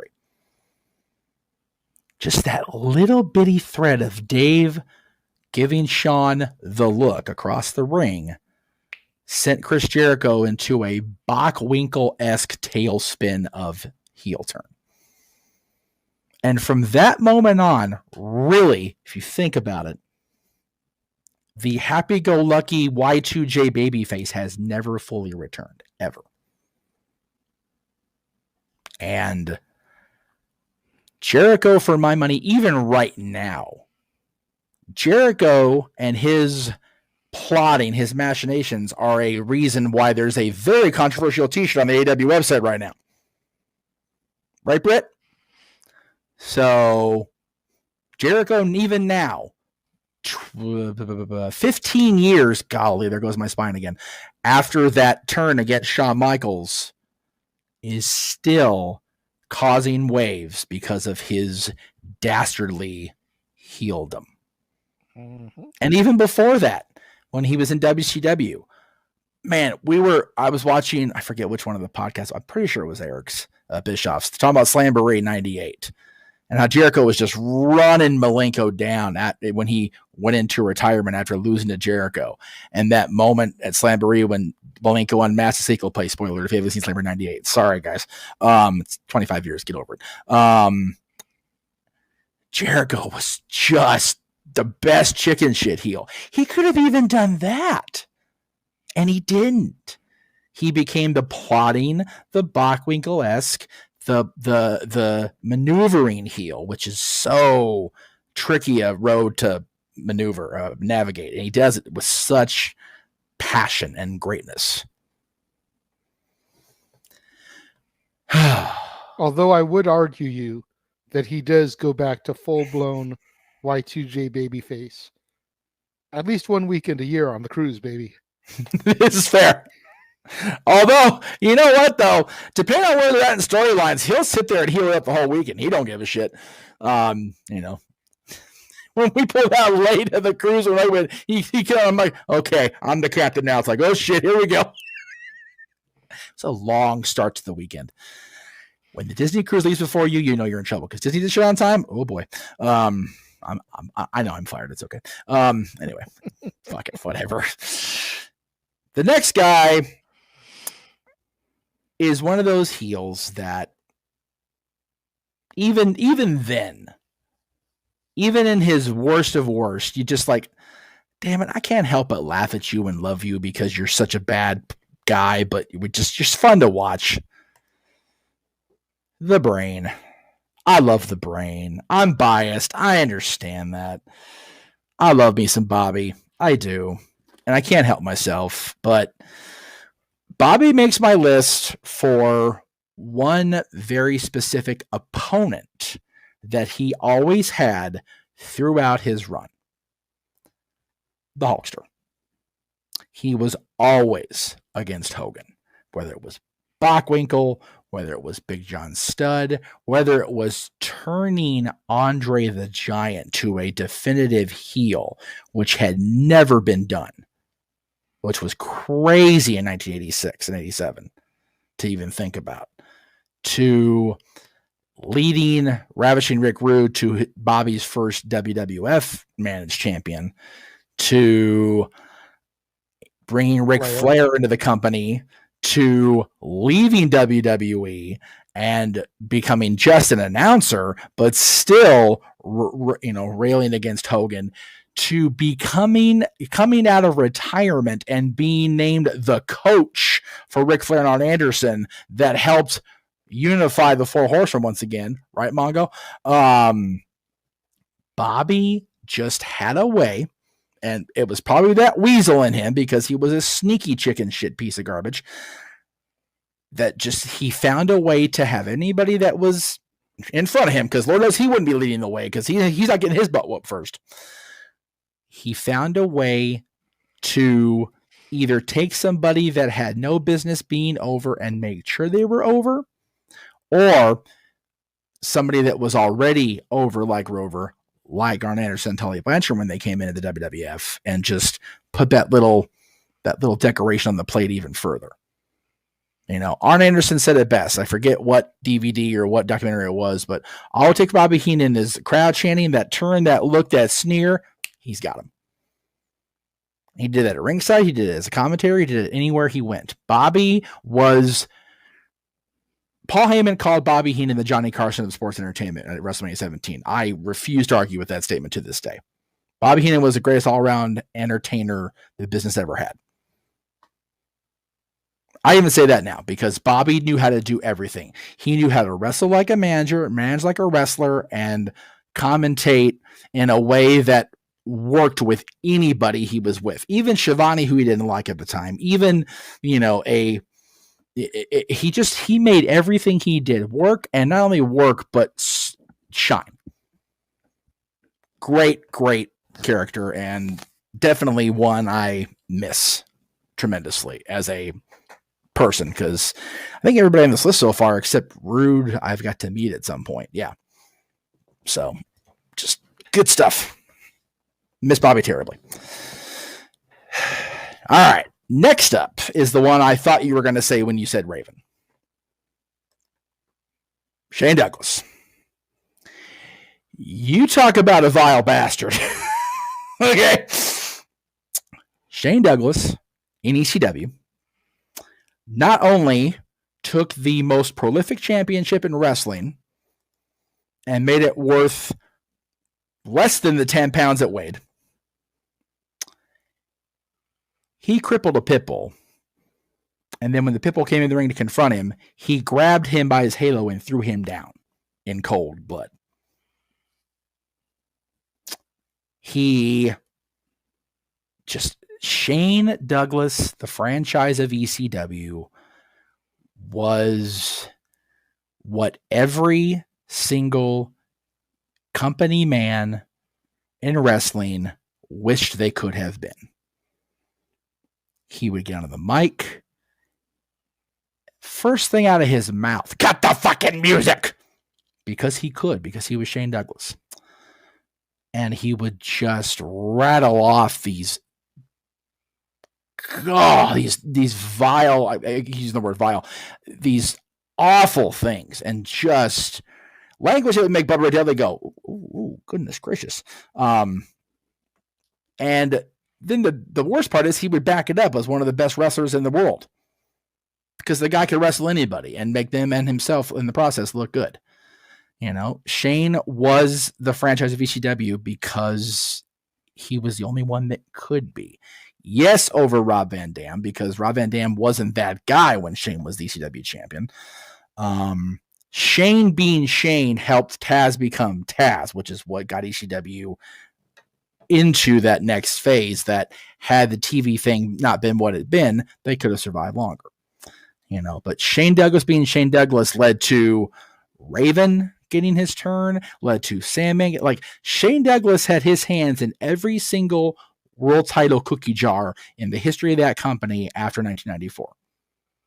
One way or the other. Shane Douglas was, if Tommy Dreamer was the heart and soul of ECW, if Rob Van Dam was the most popular star they ever had, if the Dudleys were the most vile heels they ever had, Shane Douglas was the straw that stirred the drink of ECW as their heel world champion, as their heel primary personality. And Shane just, the only reason Shane's not completely universally reviled is he actually was a bigger and better star than his Dynamic Dudes partner, and we're grateful to Shane for that. So thank you, Shane, for not being John Laurinaitis. We love you for that. All the time. And why is that, Jay? Because fuck John Laurinaitis. That's why. No, he's not on my list either, because he's not a heel in wrestling. He's just a piece of shit person. Anyway. Johnny Ass Larry Gitis. Johnny Ass Larry Gitis. Forever. Fuck that guy. Yeah, for life. Exactly. All right. The one I was surprised on your list, but you had valid reasons for it, so I will expand on him, and you can feel free to jump in because he is your guy at the end of the day. Roddy Piper. Roddy Piper is why we have WrestleMania. That's the sentence. That's the tweet. Roddy Piper is why Hulk Hogan got to be Hulk Hogan. At least in the WWF when he came back. Absolutely. Because Piper came at the same time. And it's always good when two partners come at the same time. That is a good relationship to have, damn it. So, you know what? It's Friday night. I don't give a shit anymore. It's 5 o'clock somewhere. I'm already starting. Whatever. Shit. But for real, though, they both arrive in the company at the same time. Hogan coming back, Roddy joining the company from Crockett, and off they went together down that path of bringing people into the garden. Yes, Hulk Hogan had the personality. He had the fans. He had Mr. T supporting him. But Roddy made one of the best points, even in a babyface moment, in the history of wrestling. Do you think they would have loved you so much if they hadn't hated me so much? Mm-hmm. Like, people wanted Roddy Piper to literally die. Trust me, he got stabbed multiple times. Here in LA, even. Roddy Piper purposely went out and made fun of the Mexican people that live in this part of the country for weeks and weeks, apologized, said he was going to play the I blew the joke. Said he was going to play the Mexican national anthem on his bagpipes to make up for it. Plays La Cucaracha in the middle of the Olympic Auditorium in LA. You're asking to die. He was such a bad guy. They were going to a territory they were not going to go back from, and he's still riling them up with the American flag. We're not going to, God, our money. We're not coming back here next week, Roddy. Like, stop. Get killed and shit. it. And then it kept on going. He would pick fights with Mr. T, which he would go to the center of the 18 and pick like why? Because he got to draw money. And he sold the garden out. He's had to be facing Hulk Hogan and Mr. T. And had Orndorff as his partner. He boxed with Mr. T in the middle of the Nassau County Coliseum. And then went up to the freaking announce booth and was, doing a freaking bad major, showing his man titty to Susan St. James just because he could. I mean, like, damn, Roddy, you evil. But then he goes away and people just can't help but cheer him on his way out. But I will say, for the record, the biggest reason I think Roddy deserves to be on a list of heels all time is because that match, WrestleMania 3 with Adrian Adonis, is the reason we have Brutus the fucking Barber Beefcake as a thing. So without Roddy Piper being Adrian Adonis, we don't have Brutus Beefcake as the Barber. So that's why I hate him so much. That's fair. That's fair. But I mean, like, I'm kidding, of course, but like I said, once you got past those first couple of years of him in the company, yep, people realized that he was the heel that you loved to hate. Exactly. And he became a baby face more than a heel. Yes. And with the exception of his return during the whole Mr. America thing, to be heel with Hogan again. Yeah, you know. Like I said, like 90% of the stuff I've seen of him, he was a good guy. Even when he came to WCW to feud with Hollywood Hogan, he was the babyface this time around. Yes. And he still freaking got beat by Hogan. Yeah, you know. Hey, he beat Hogan clean twice. At that point, you're not going to beat the NWO, so. No, you're not. I mean, I love Roddy. My love for Roddy is well documented. Absolutely. And I totally blame my ex for my love of Roddy. Yes. Because I liked him beforehand, but I was not as invested in him before her. Yeah. Oh, yeah. Definitely not. But I mean, yeah, it was hard for me to leave Roddy off this list. Absolutely, it really was. Oh, I believe it. I 100% believe it. Like I said, I couldn't seriously sit here and wax proxy on a guy that, for my money, was heel for about 3 years in footage that I've actually seen of him. Right. And he had 30+ year career. Yeah. And 3 years of the footage that I've seen, he was a good guy, or he was a bad guy, excuse me. Yes.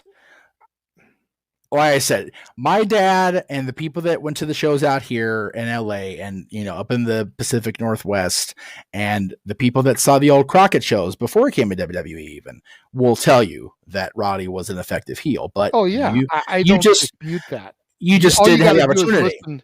All you got to do is listen to the stories that Flair told about him in his Hall of Fame speech. Yeah. And then Piper coming to the stage, well, I was happily married for 20-something years.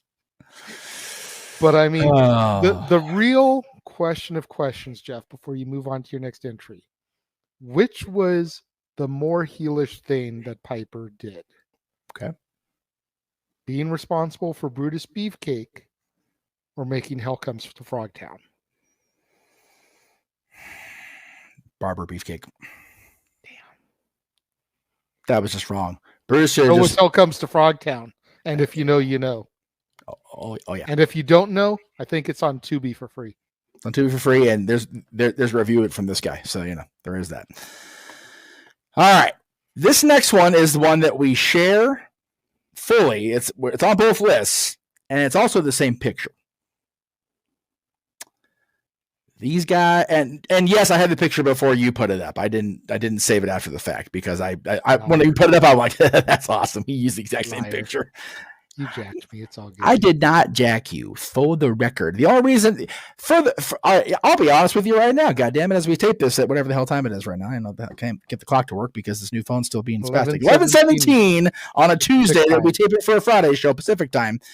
I only added Shane Douglas's picture too after the fact because I forgot to add him when we were like, oh shit, I had Shane on my list. I just didn't add him to the list. So anyway, the Horsemen. I mean, the Horsemen were so. The problem, I think, with the Horsemen was they were so evil, and their initial outings of evil things, breaking Dusty's leg, breaking Dusty's arm, breaking Dusty Rhodes. Let's just, you know, probably would have done the same thing to Magnum had the Cox not done it to Magnum his damn self. Poor Magnum. God, talk about one of those guys that could have been, man. I don't know if we did a top 10 should have been world champions in this era of dads, but damn it, we need to. Because Magnum. There's a whole video on wrestling's biggest what ifs on YouTube all about Magnum, like almost an hour long. Same people did one on Sean O'Hare, which I watched. That was a good one too. Sean O'Hare's definitely, again, we're going to get off in the weeds here for just a second, but man, you and I both met Sean. Love Sean. Horrible ending. Just seemed to be such a good, genuine soul, you know, and just came along at a point that unfortunately his starts were in WCW 2000, and it just kind of went from there for poor Sean. Because, you know, when you come into the business in that company in 2000, you either survive because you don't thrive and get out of there and come to WWE and maybe do something, or you just end up, you know, being another wrestling what if. Magnum was one of those too. So they compared Sean O'Hare coming into WCW 2000 to jumping into the water as it's circling the drain. Right. Yeah, exactly. Yeah. It was a hell of an analogy when they illustrated it. That entire group, the Natural Born Thrillers, were so good. It had such raw talent. But yeah, they jumped into a pool as the water was doing the freaking circle jerk. It was like they were doomed for disaster from the start, unfortunately, for those kids. Even Kevin Nash couldn't save those guys. So, and he tried. He actually did try with those guys. Sorry, Kev. Love you, yes. But yeah, the Horsemen were, and they were the original gang. Like you said, man, they were the blueprint for the NWO, for DX, for the Bullet Club, for anybody that came after them. And they just couldn't help but be bad. But at the same time, the world was changing in the 80s. You know, fans in the crowd were in those 3-piece suits, throwing sunglasses, doing the four fingers in the air, you know, listening to Flair's instructions to go to the Marriott. Anybody 18 to 28, no boyfriends, no husbands. Woo! Because that's how they got down. And you know what? They partied. And I'll tell you what, Dusty Rhodes said it best on the Horseman DVD. He's at Studio 54 with Cher and John Belushi, Jim Belushi at the time. No, John. Oh, it was John. I'm sorry. Jim already passed, I think. No. John's the one that did pass. I'm sorry. My bad. I do that with the Jim. He was basically in the corner with a bunch of the not ready for prime time. John Blair, and here comes the holding court. Yeah, and the Horsemen walk in. And they all went to the door, and Dusty Rhodes like, what am I doing wrong? But by the same token, the Horsemen get into a cab in New York. Dusty gets into Cher's limousine.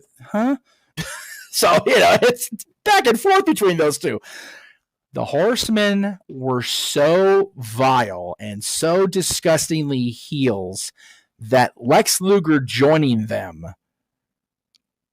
as bad in ring as Lex was, when he got expunged from that group, made him a babyface by default. Just was what it was. Even Sting, being Sting, couldn't turn those guys babyface when he joined the group. You know, they were only baby faces in 1996 and 7 by sheer damn default, thanks to this guy in the NWO. I mean, that's just how that was. And even then, when they reformed in 98, when Flair came back, they still became heels in 99. But by that point, at least, heel or no, they had enough respect on their name, right, that they weren't getting flat out booed. No. Flair was because he lost his damn mind. But, you know, anyway.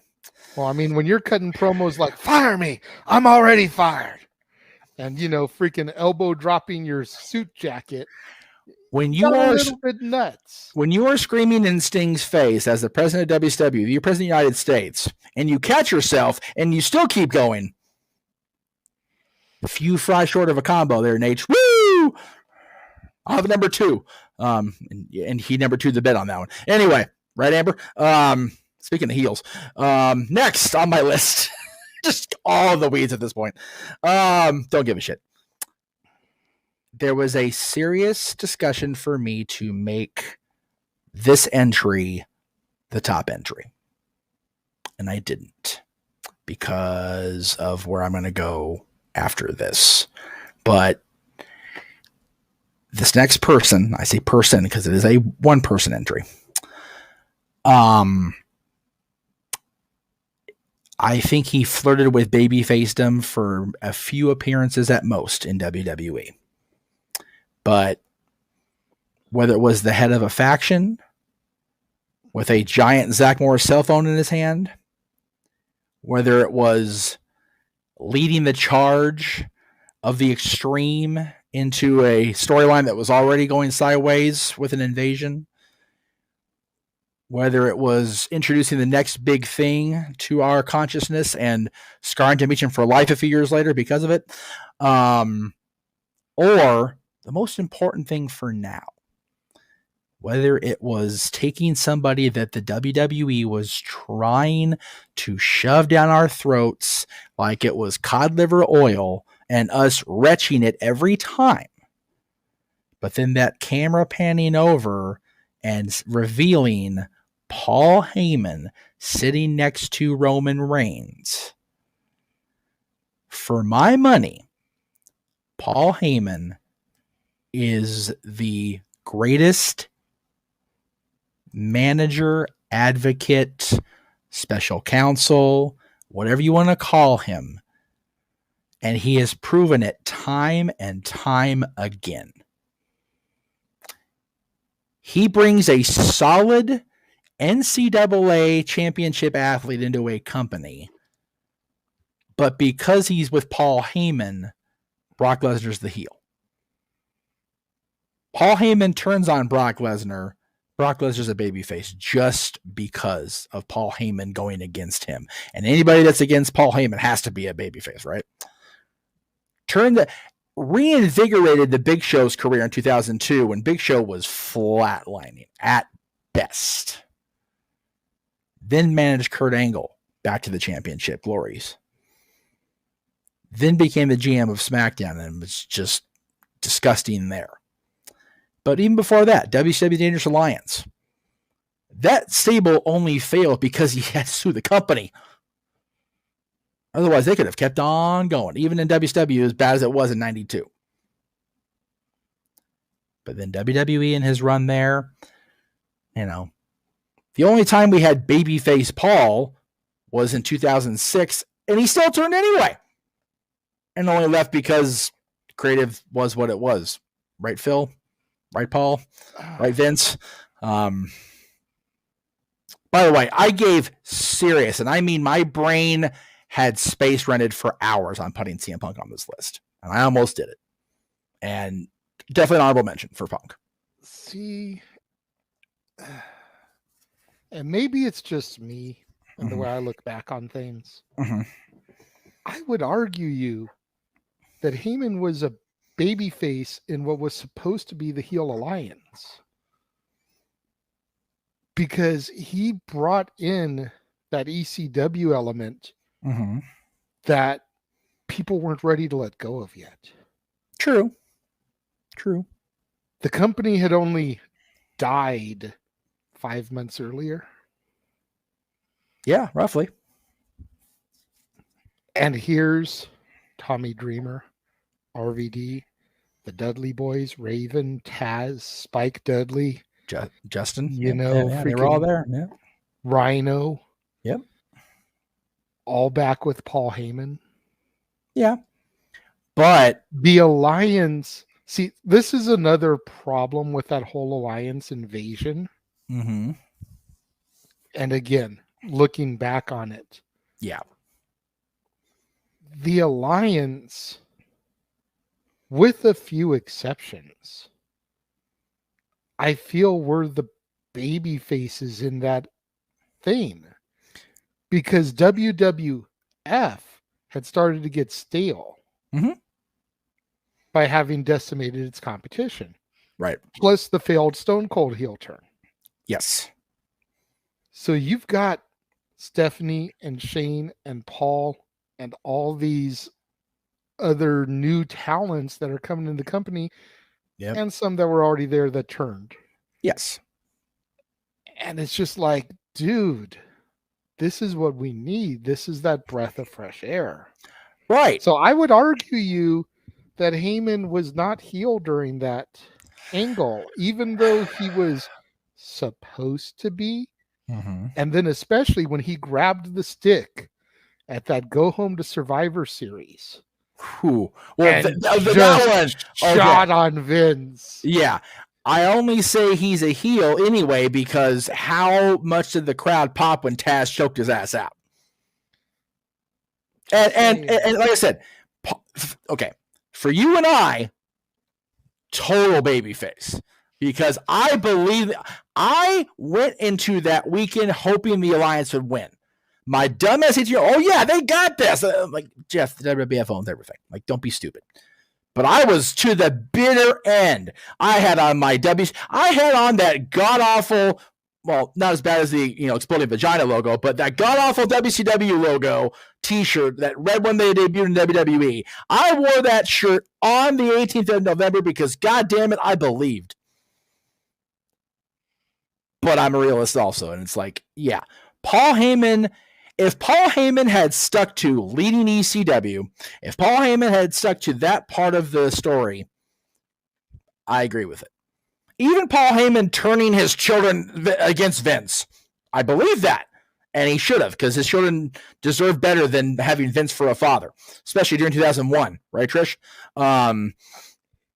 Going back to Vince being my number one, Stephanie specifically after having Vince hire the Undertaker to kidnap and torment her to get at his arch nemesis. Like, he was owed a couple of receipts there. Yeah. So 2001, the two, and Stephanie turning 2001 is like, okay, well, Hunter's not here, so let's just do something with her. At the end of the day, but yeah, Paul. I think Paul leaning more toward a heel in 2001 is because he was so far up heel Stone Cold Steve Austin's backside as part of the Alliance. That's what does it for me. Granted, like I said, I was supporting the Alliance. If I didn't have the WCW shirt on, not the Exploding Vagina one, but the other one, I had my Austin 316 with the color logo that year because, damn it, I was a Stone Cold guy. But how many more times are we going to say Exploding Vagina logo? At least one more, I think. We'll see. Maybe two. For me, Paul's biggest reason for being on this list is because his being put by fill in the blank here instantly gave them heel status and credibility. No bigger example of that right now than our tribal chief. Roman Reigns could have very easily been a heel and been dominant and been the same exact guy he is now. But Paul being the mouthpiece just accentuates and highlights everything. So that's why Paul is so high up on the list. Okay. And he's only not number one because of the people I have in the number 2 and number 1 slots. Okay. And again, this was another battle of my brain because of reasons. So number 2 for me is technically a 3-way tie. It's a cop-out. I don't give a shit. But not really. Because it's still Vince. It's just, and this is the most babyface picture I can find of 3 of them, ironically enough. Because they're all cute and happy and everything's good. And it's a WrestleMania only a few years ago, but the McMahon family as the authority figure You talk about Shane Douglas being the straw that stirred the drink. Freaking Vince McMahon's the one with the freaking ladle of the chili pot. And his kids are just enjoying the benefits of the bomb-ass chili that's being made, as the other authority figures as well. I almost had a picture with Linda during that 2005, 2006 era, but I'm like, I never really got behind that part of Linda. It's like, no, you're the good one. Stop that. Then, she joined Trump's cabinet, so I probably should have. But anyway, that was a political joke. My bad. Anyway, I also went with the whole of them in the cabinet in the office with Trump. I'm like, I have to make him number one if I do that, because that's just a heel picture right there. Even the kids are heels in that picture. Anyway, I digress. I'll begin now, I promise. Maybe, except for saying it's floating vagina at least 2 more times. The McMahons took people say they took the blueprint that Bischoff laid as the evil, company head or whatever. People forget that Vince was going into Memphis in 1993 against Jerry Lawler, and little glimmers of that Mr. McMahon character were coming out even then. So I don't think it's so much stealing the formula that Bischoff laid down. It's just applying it on a national basis and a global basis. But man, when you grew up like I did as a fan of the WWF in the late 80s, early 90s, and see Vince McMahon, the announcer, and just that's not what he's going to be remembered most for now at all. That guy is a distant memory at this point. And then Shane, who, we see him pop up over the years as a referee, as an agent, as a producer or whatever. But the Shane McMahon character is so over with the fans as a babyface or a heel, but we're talking about heel in this case, that, there was serious argument by a lot of us that Shane could have effectively been the WWF champion because of just how, I'll say more WWE champion during that time, because WWF at that point, Shane was still, but again, he was hardcore champion. He was European champion. Shane McMahon in WWE years has been tag team champion.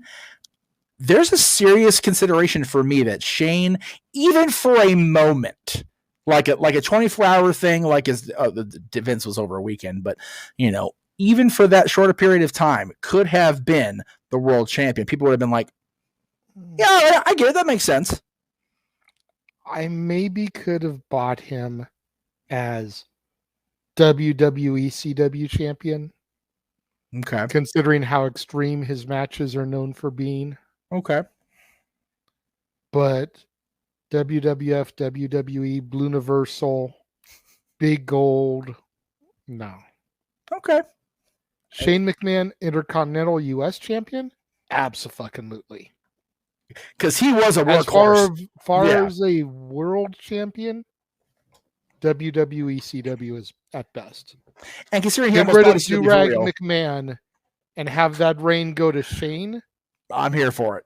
And I don't think it's met with near as much criticism as Durag McMahon was. And I almost used that image instead of my higher power image. Because there was no more over heel than Durag McMahon, damn it. No. Vince, as the ECW champion, was so universally hated that we purposely left him and Russo off our top 10 world champions list and went, okay, by the way. Okay, what was more universally hated? The exploding vagina logo or Durag McMahon? Depends who you ask. Had to find another way to shoehorn it in there.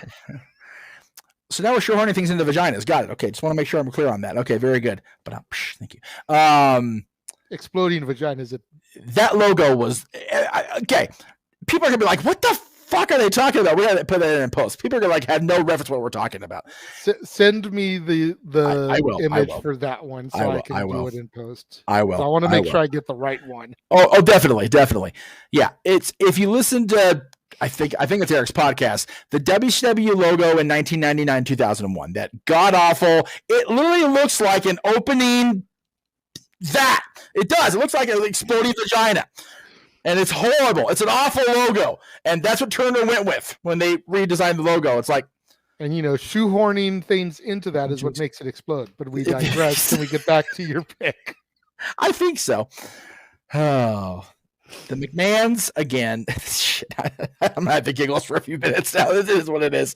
Shit, we're just gonna keep going, kids. It's Friday. It's we Friday. just went from an exploding vagina back to Stephanie McMahon and her father and brother. So that's fair. That's a good point.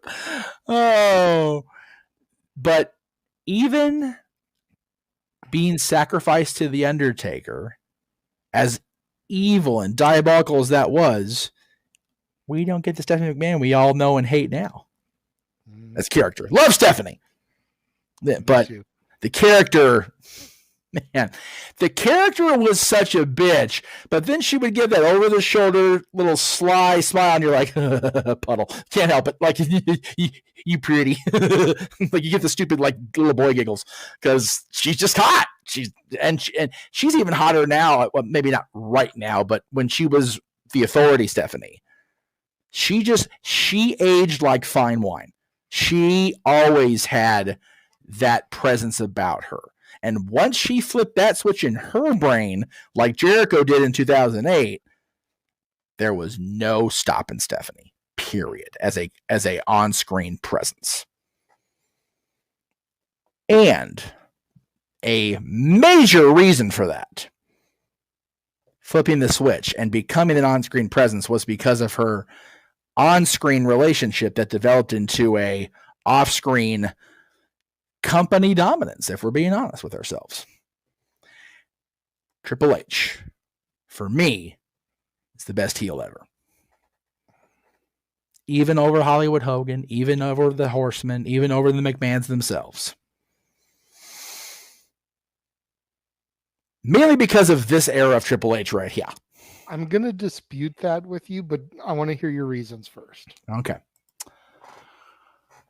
Triple H could have very easily, as a character, been just fine.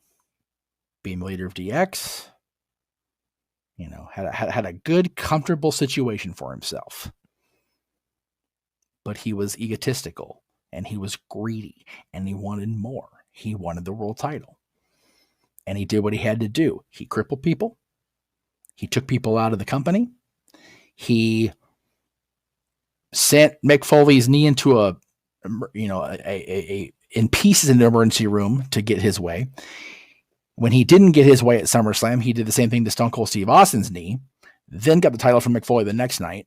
Then, to protect his world title reign, had Steve Austin run down like a dog in the street backstage in Detroit, which cars in Detroit are dangerous enough as it is. Let alone The Rock. Exactly. You did it for the people. No, you did it for the money, you fat Samoan bastard, you. And then the 2000 Triple H, he said in his promo when he was revealed as the guy, I was the damn WWF in Austin's absence. Argue it. Argue that point. Can't. Him and The Rock, but yes, as the heel, Triple H. Turned Vince McMahon back heel because of how evil he was. Fired a referee, beat him up, negated Chris Jericho's original WWF Championship reign.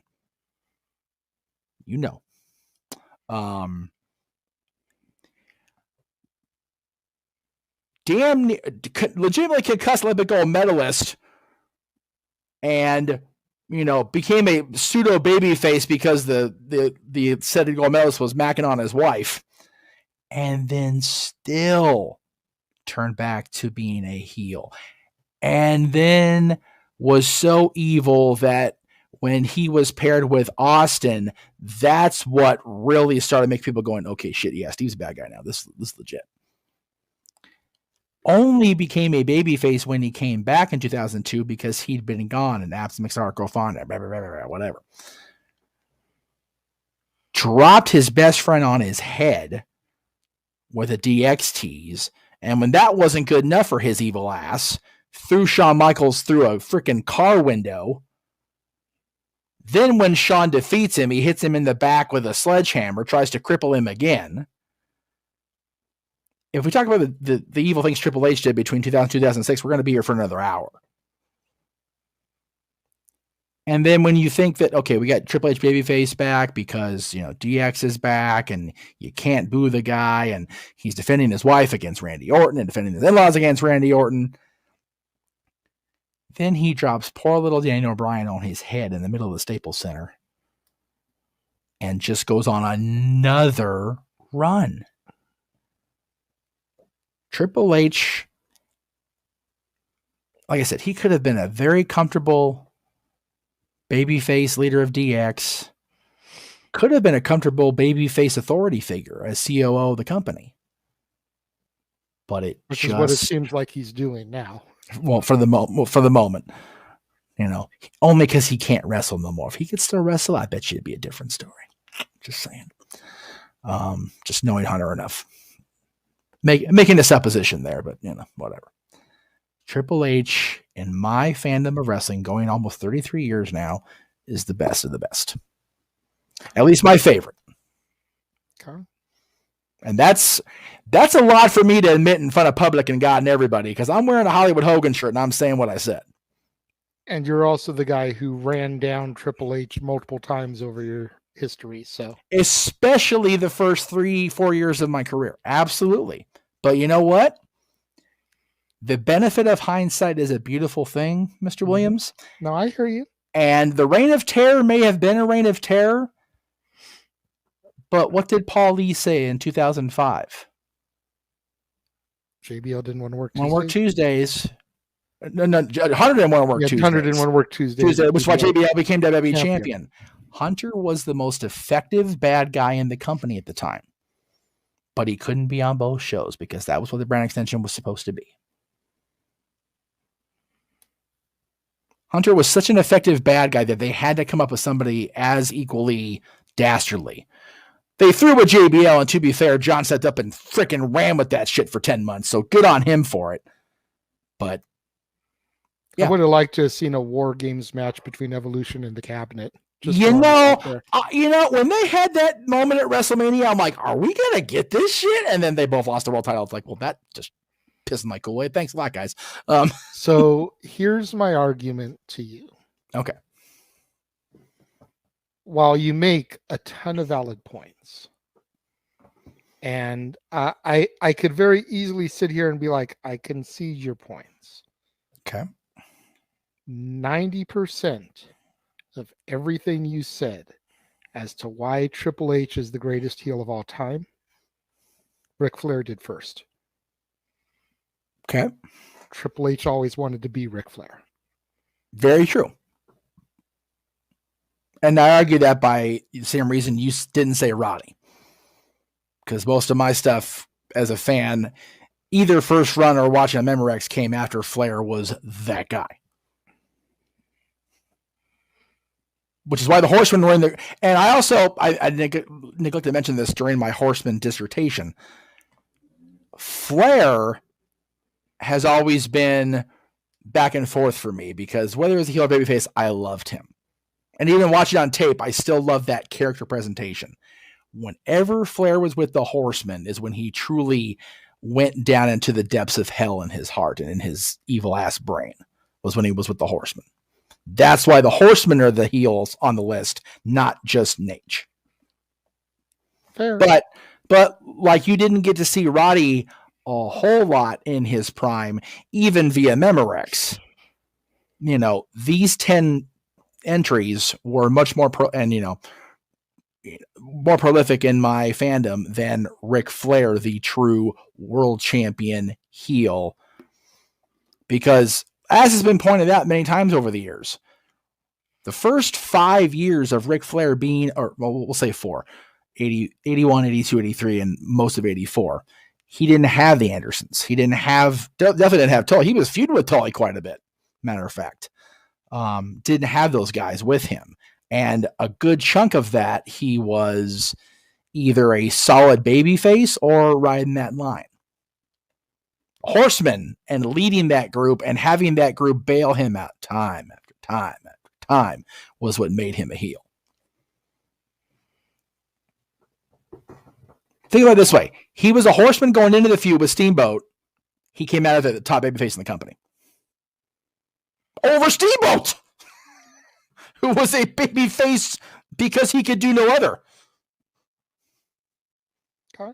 So that's why I made the argument for Hunter. And well, he was a copycat of Flair. Okay, yeah, but.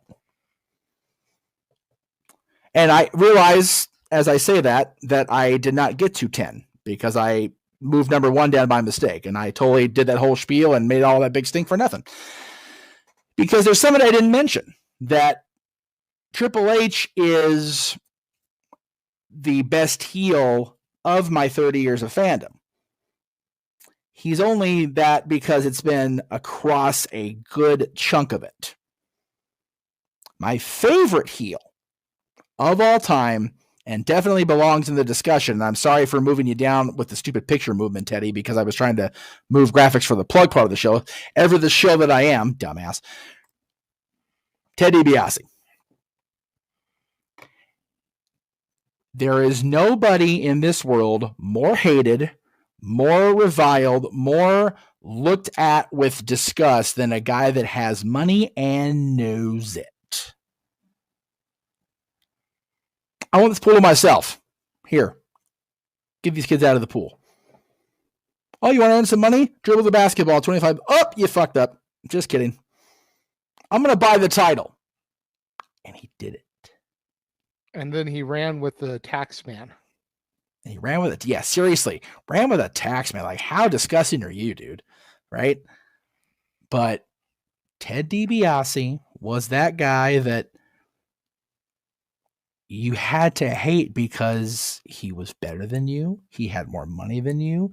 And unlike the chicken shit heel he was trying to portray, when it came down to it and that cartoonish suit came off, he could go. So, and they tried the babyface thing with him in WCW, managing the Steiners after leaving the NWO, which is why I found your picture so meaningful, because you included Ted, and I appreciate the hell out of that. But yeah, it just didn't work, and that's why he was gone. And like I said earlier, Bischoff becoming part of that group completely pigeonholed both Paul White and Ted DiBiase, because Hogan didn't need a muscle behind him because he had Easy talking, and he didn't need Ted DiBiase talking because he had Bischoff. So, again, I apologize for the coming out of context with my actual number 1 was supposed to be DiBiase, but in trying to move graphics around for the plugs during the break, I freaking moved DiBiase so far down, I lost the image. So, But yeah, DiBiase will always be my favorite heel, and I will forever argue that if Vince McMahon can strip or demand that Stone Cold Steve Austin hand over the Intercontinental Championship and The Rock can have a recognized second run as the Intercontinental Champion because of it, then DiBiase should have the exact same thing, because Andre won it legitimately. The referee's decision is final, and he handed the title to Ted DiBiase. And then DiBiase defended it on the house show circuit. Fucking A! We need to find somebody that had a camcorder that hasn't come forward because they're too much of a chicken, and provide proof. Because there's images of him being introduced in arenas as the champion. Those are tag matches with Andre against Hogan and Bigelow. But he did successfully at least twice defend the WWF Championship against Bam Bam Bigelow on the house show circuit. He will forever be on my list of great heel WWF World Champions because, damn it, he earned it. And he did it the American way because he bought and paid for it. Damn right. Because everybody's got a price for the $1 Million Man, even Andre the Giant. That's why he's the best. And speaking of having a price, let's get to these advertisements that have been paid for us to show here this afternoon. Yes. So what have we got first, good sir? Well, actually, it's your stuff because you have had quite the week, as you have been all month with the Duke himself. So Monday, of course, was one of my favorites. Sons of Katie Elder. I just love this movie. So I love the cast of this movie so much. First of all, good Lord Almighty. And I was proud of my dad. I'm going to give myself a little Barry Horowitz moment here. Let me go ahead and do that real quick here. Or actually, you know what? That was more of an AC Slater and Zach than a Barry Harwood. So we'll go ahead and do it. We'll say Slater and Zach for that one. But I actually found the song for Katie Elder in my Instagram story post. I was like, there you go. We're doing that. So that was on Monday. Nice. So this last Wednesday before I did my thing and AEW did their thing, we had your review of El Dorado, another classic John Wayne movie that my dad and grandfather both loved.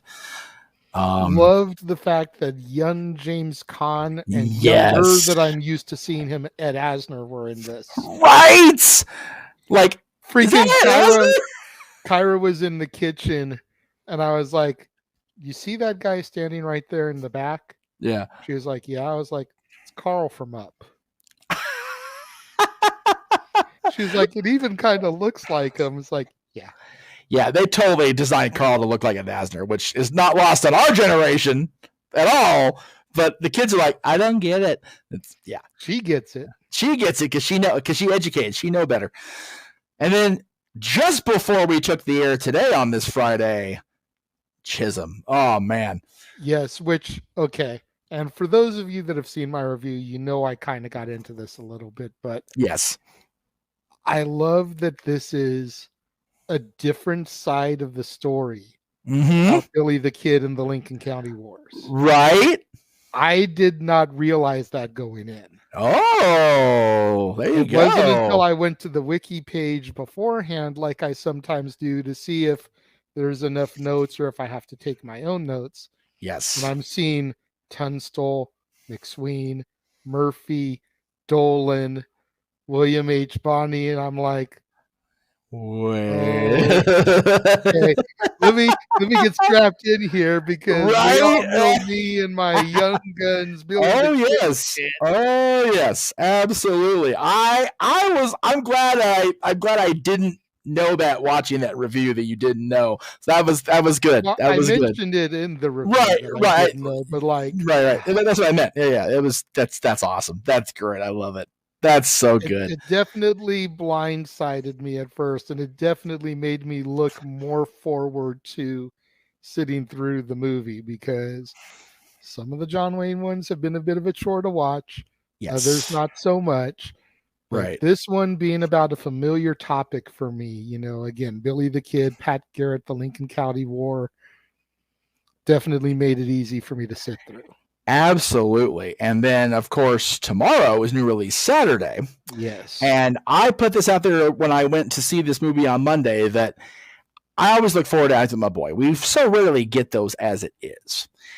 And he asked me, do I want to go see this? And I'm like, I thought to myself, I haven't seen the first two the whole way through in a long time because I did that major binge, going into Endgame. But I'm like, you know what?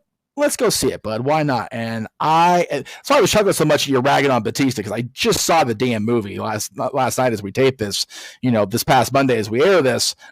But I was impressed as hell with this movie, and I'm so glad I went and saw it. I even don't mind spending the $17.50 I paid for it, because golly, you got to go to bargain matinees, good sir. Oh, well, you know what, though? It's one of those, he came up after school. You want to go see it? Like, yeah, absolutely. Let's go do the thing, bud. But I thoroughly enjoyed this movie. I also turned to Dylan and I said, we're not seeing Marvel movies first run anymore. Every time you take me one of these, I bawl my freaking eyes out. Endgame, No Way Home, and this. In theater with the boy. I can't do that much processing of crying no more.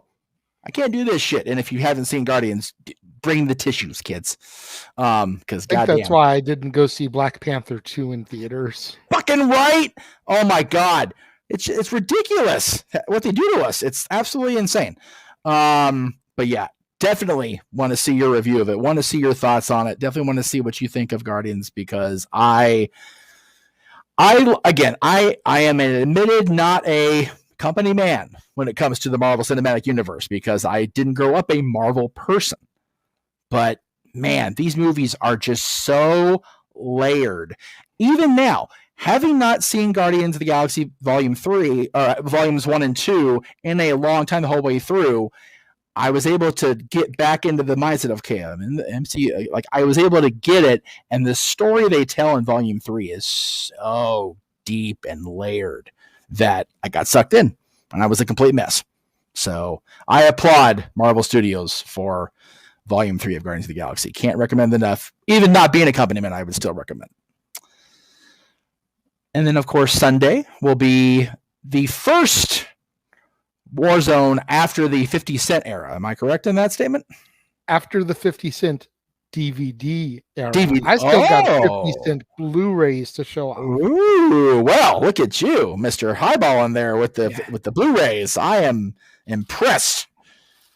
I haven't filmed it yet, but take that down. This entire bag. Goddamn. 50 Cent Blu-rays. That's bananas. Good for you, man. That's probably awesome. enough where I could do 2 more episodes, but I've been telling people that like it was almost over, so I'm just going to plow through that entire bag in one episode. Right. It's going to be a double length episode. It's going to be a long one, but it is what it is because I feel like people are getting tired of the 50 Cent shtick. Especially since they're no longer 50 cents at the store. Right.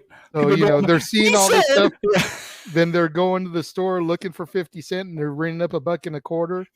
Although I have said the last couple weeks that they are back to regular price. So yes. But I feel like the shtick has worn out its welcome. So just going to get through all these Blu-rays in one show. But that's not all we're doing this weekend is having you review movies. No. So I'll get to Sunday first because I feel like Sunday, even though we're not going to be there and it's still a major thing for the company and for us to cover it, it's not as important as Saturday's show for us. So we'll go ahead and talk about Sunday because Sunday, New Japan is in town, baby. Yeah, I'm really disappointed we're not able to go to this. I know. But stuff happens, life happens. The Mouse Mafia calls. They do. Mickey orders Meacham to be at the house. Yes. And it just kind of is what it is, Yep. And, Pete would have let you go to this, but Mickey the Mouse says, F that. Yeah. If we're being completely honest with our fans, like we try to do on this show and on these channels, had the money been there up front, I would have found a way to trade the shift or switch the shift or whatever. But just the money to buy the ticket in advance is what ultimately derailed us. And the fact that I got called in for a shift is like, okay, well, I need the money. And again, more honesty, if transit wasn't what it was in this part of the world for me, not being a driver on a Sunday, and they had me in the morning, I could have made to Long Beach because the 50 goes right there, right by the pyramid. So, but it was not meant to be. No. So when they return, we will find a way. But we will still be covering it, as Jeff said, on the Multiverse Media. Yes. Noah and James on the call, and we may do a special 3-man booth for this show. Absolutely. Just because in addition to all of the New Japan talent from Japan that, I can't wax proxy on. Right. There are going to be quite a few SoCal people on this show, like the Fallen Angel Christopher Daniels, like Tyler Bateman, like Bad Dude Tito. Yes, love all of whom have deep roots out here who we saw before they were, if you will. Yes. And I can give knowledge and intel and color commentary that James would not be able to provide on people like that. Yes. So at least for those 3 matches, it may be a 3-man booth, and then I'll just kind of sit out for the other stuff. But yeah, I would be curious, and I'll if you guys do a post show or whatever when I'm on the road, I'll try to catch it later. But I'm curious to your thoughts on Mercedes Moné returning to SoCal, even for New Japan. I'm definitely curious what you think of. It's not much, There you go. But the day before, this coming Saturday, is the first of our many game nights on Open Mic Night that are going to be coming this year. And I am so looking forward to that. JJ, I've kind of assigned myself the task, if we're going to be real, but it's been a collaborative effort as to me being the one who is going to be, and has been for the better part of I'd say a couple of weeks now, really, maybe this last week, gathering the questions for this, because it definitely looks like I've been the one doing that because it's been easy for me to get the response on social media. But this Saturday on Open Mic Night, Game Night, will be our very first, and it'll be a Saturday skirmish, Family Feud style. I'm looking forward to it. I know you are too. You get to be a part of it. It's going to be a rare time you're not going to be actively hosting or moderating that part of Open Mic Night, because that'll be Mr. Foster's responsibility. Yes, Noah will be the host. He is Mr. Game Show here on the Multiverse of Media. And Jeff is producer man for that episode. Like he said, he's been taking the survey, if you will, because if we're being honest, he's got the biggest followers. You know, it just kind of is what it is. I was even still surprised at the response I got off the first question. So I was like, you know what? I'm going to run with it. Hell with it. Because people are responding to them. And one more went up. You know, it's going to go up after we're done recording this as you're watching this live, but it went up Tuesday before Stat Boy Sports Bar. So looking forward to the responses on Saturday from the teams. Yes. As of this taping, we do have 2 teams of at least 3, possibly 4. So it's going to be a hell of a Saturday night. And then we are still going to have Open Mic Night proper. Yes. We'll just have the game after the game yes. night. And Open Mic Game Night is hopefully, let me say that one more time, hopefully going to be a monthly thing in the months where there is no karaoke night. Yes. So if we have a karaoke night that month, like we have coming up in August, there will be no game night in August. Right. So right. It'll either be a game night or a karaoke night each month. Right. Or November, right, Noah? Oh boy. Anyway. Let's see. Oh, okay. So of course you can catch the Renegade on Renegade's Reviews all week long, pretty much feels like. Throwback Thursday every Thursday on the Casian Studios. Where are we at? Week 12 this week, right? Or week 11 this week? And yeah, week 12 week next 12 week? this week. Man, oh man. Getting ready Crazy. for week 13. Man, and I enjoy going back and watch, not my stuff. I hate watching myself. I've made that. I was going to say, do you really enjoy it? No, not my damn self. No, but I do enjoy going back and watching some of the other stuff because it's just so crazy. I'll say it all the time, how far we've come, how much we've grown as performers, as personalities, as, you know, editing, all the things we do now. It's crazy how many steps we've taken in relatively short amount of time. Really. Yeah. So the most fun one that I had putting together for this week was the episode of Stat Boy Rants. Yes. Because it was a 9-part episode as we had done our thoughts on VH1's top 100 songs of the year 2000s. Yeah. So from 2000 to 2009. Yes, I remember that. And oh my God. It was Stat Boy hosting, obviously. I was there for him throughout the whole ride, and it was our buddy Bruce, my daughter's godfather. Yes. And it's a long one. It's definitely an endurance test because, again, it was 9 parts that was cut into one. Yes. But, man, it's fun to go back and watch our thoughts on some of those. Yes, definitely. So if you haven't seen it yet, I highly recommend that you go back and check out that episode of Stat Boy Rants. Yes. Which I believe I partnered with the No DQ review because that was 1 hour. Mm-hmm. And then I did Stat Boy Rants after it. So it'll be one video. There you go. Perfect. So, and by the way, check that out. I do need to commend you on the way you lay out the Throwback Thursdays because you do it in segments where they're long, you know, but they're also not, you don't have to watch them all, you know, and you know a lot of them luckily can be like the podcast we used to listen to. We were working our respective times at Wally World. Throw them on in your headset and, you know, walk around and get shit done around the house, or, you know, throw them on in the car. You know, they're not always a visual must. No. But I mean, to be fair, Bruce's facial expressions at Mikey's answers are just, you have to see those. But This is fair. Because Bruce is Bruce. Because Bruce is Bruce, and that's just tremendous. Yeah, Bruce is like the godfather of everybody when it comes to music and wrestling Horror back movies. then, and movies, and especially Star Wars, because you guys are my two Sith lords, and we love you for that. Also, each and every week, of course, talk wrestling can't Talk wrestling is what it is, and it will be what it will be until I decide I'm over it, and I'm not over it yet by a long shot. I thought I was a couple times over the years, but I fooled myself as I do. Broadcasting live from the Jeff Meacham Towers. Right here, baby, in Stamford, Connecticut, because we own the world, and we will corrupt your children, even if Disney won't, damn it, because that's what we do on this channel.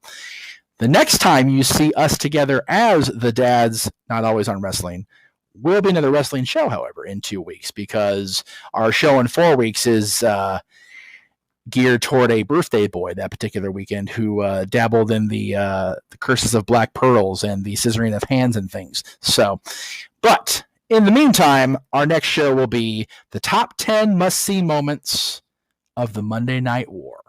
And that'll be Friday, June 2nd, 2 weeks from today. Which we have not canned yet, so we're actually not even in the pre-production part of that show yet. So I'm looking forward to that. I think that one might end up being a joint list. I think it will too, and I only agree with that because that's when you really started watching, was during 1998 and into the end of the war. So I would think that would be it would basically be what were JJ's top 10 must-see moments, because he lived right through it in his fandom's infancy. And for me, it'll be like, I will more than likely be like, absolutely, be like, okay, yeah, but what about this one? And it'll be very few, like, where I'll be like, nope. Because living through it in your infancy of your fandom is so much more. It's more visceral. It's more, heartfelt for you. Me, we did a 1990 or 91 list or 91, 92 list. I'd be like, nah, I'm taking the lead on this one. But, we talk about your first major pay-per-view that you remember actually being actively involved in the stories leading up to it was SummerSlam 98. There was no more Attitude Era pay-per-view than SummerSlam 98, man. It's at the Garden. It's Austin Undertaker, DX and the Nation. It's just there. All that's there for you. The only element that wasn't part of that show majorly was Vince McMahon being on screen. Everything else was right there for you. Even Shane was on Heat, I think, that night. So, everybody was there. So I will definitely agree that I'm going to have fun doing that show, regardless of where we land on our list. But that's going to be a fun episode of Dads, and I'm looking forward to it, brother. So that's it for the shows. That's what cost me DiBiase getting this big moment without a hiccup, is organizing all them Graham graphics. So, Statboy Sports Bar. I don't have a graphic because I never know if it's going to be Statboy Sports Bar or Lou Sports Bar. So watch Mikey and or Dory on Tuesdays. Yeah. On the Casa channel. So, but I digress. So thank you guys for joining us and tuning in today as we discussed our top 10 heels of all time. What did you think of the lists? Whose list did you like more? Let us know. Leave your thoughts in the comments. If you're watching live, the premiere, leave your thoughts and comments over there by Meacham and Rex. If you're watching on demand later in the day, leave your thoughts and comments down there.